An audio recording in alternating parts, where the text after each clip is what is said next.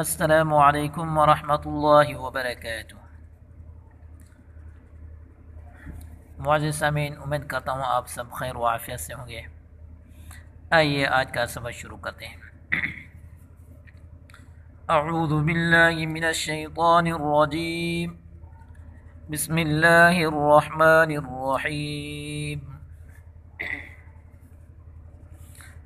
ذلك بأنهم قالوا لن تمسنا النار إلا أياما معدودات وغرهم في دينهم ما كانوا يفترون فكيف إذا جمعناهم ليوم لا ريب فيه ووفيت كل نفس ما كسبت وهم لا يظلمون قل اللهم مالك الملك تؤتي الملك من تشاء وتنزع الملك ممن تشاء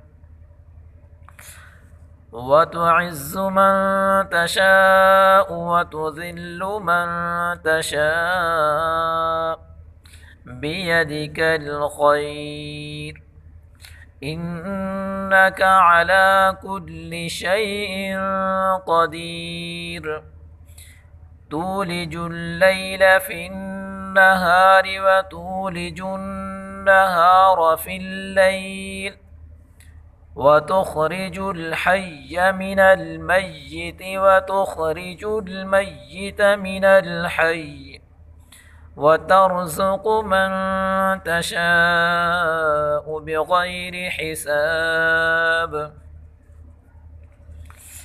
لا يتخذ المؤمنون الكافرين أولياء من دون المؤمنين ومن يفعل ذلك فليس من الله في شيء إلا أن تتقوا منهم تقاه ويحذركم الله نفسه وإلى الله المصير قل إن تخفوا ما في صدوركم أو تبدوه يعلمه الله ويعلم ما في السماوات وما في الأرض والله على كل شيء قدير صدق الله العظيم۔